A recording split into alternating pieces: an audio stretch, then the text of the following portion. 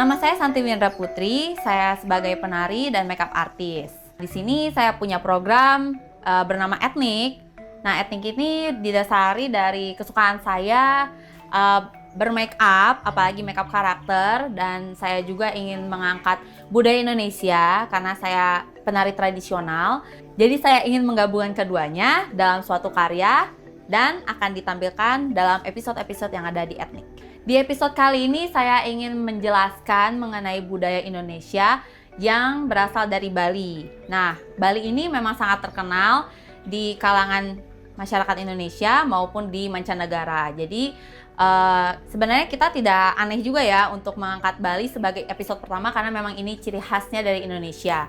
Kemudian di sini juga di Bali ini ada kisah yang memang sangat fenomenal gitu. Fenomenalnya dalam artian memiliki nuansa yang sangat gelap, tapi sebenarnya kita punya moral-moral yang sangat baik di kisah ini. Nah, di sini di episode 1 ini saya akan mengangkat kisah Calon Arang.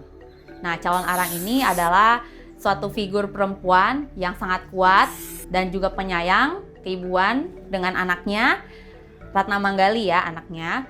Nah, di sini tuh dikisahkan bahwa Calon Arang ini mempunyai kekuatan dan juga mempunyai sifat-sifat yang sangat tidak biasa, tetapi dia bisa bertahan di dalam tekanan masyarakat yang ada di Bali pada saat itu. Sebenarnya kisah Calon Arang ini ada di zaman dahulu kala ya, jadi memang sangat kisah ini sangat lama sekali, itu kira-kira di tahun 1540 Masehi. Nah, itu sangat lama sekali ya. Jadi emang kisah ini tuh memang tertera juga di dalam lontar-lontar Bali.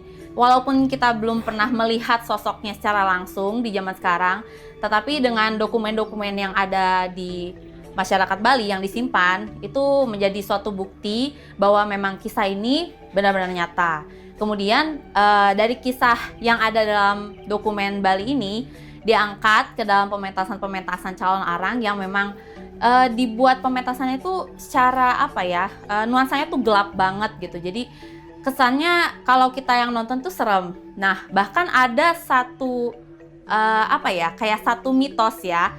Ini entah benar atau tidak. Jadi ada kayak anggapan dari masyarakat bahwa kalau misalkan kita menonton pertunjukan Calon Arang ini, itu kita harus menonton dari awal sampai akhir. Jadi jika kalau kita berhenti di tengah-tengah, itu biasanya ada roh-roh jahat yang mengikuti kita gitu.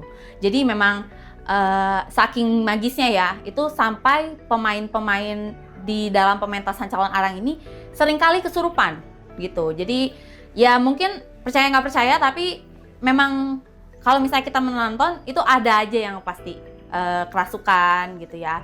Karena mungkin ada roh-roh yang masuk ke dalam tubuh yang fana ini. Kesulitan saya dalam membuat konsep ini sebenarnya tidak banyak, karena memang kisah ini memang sudah ada, hanya saja mungkin biar kesannya lebih ada inovasi ya gitu ya. Jadi di dalam episode ini saya membuat makeup karakter yang memang banyak lebih dikembangkan ya. Sebenarnya lebih dikembangkan untuk tampilan visualnya. Untuk dari cerita sebenarnya saya juga tidak terlalu jauh mengambil benang merahnya.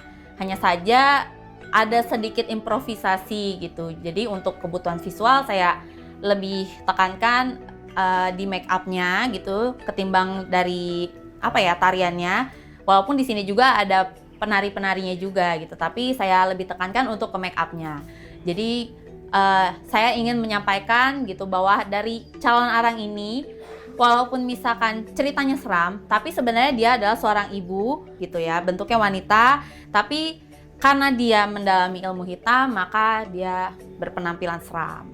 Harapan saya untuk para hypers ataupun masyarakat Indonesia bisa lebih mengenal kisah Calon Arang ini, tidak hanya di Bali saja, tapi memang bisa dikenal dengan banyak kreativitas yang dibuat oleh para content creator. Dan juga di sini saya ingin menampilkan sosok Calon Arang yang walaupun dia berwajah seram, tetapi calon Alang ini mempunyai nilai-nilai yang sangat baik, seperti dia memiliki sifat keibuan, terus juga punya kekuatan untuk melindungi keluarganya. Kemudian dia juga cukup kuat untuk bertahan dalam tekanan-tekanan yang ada di masyarakat.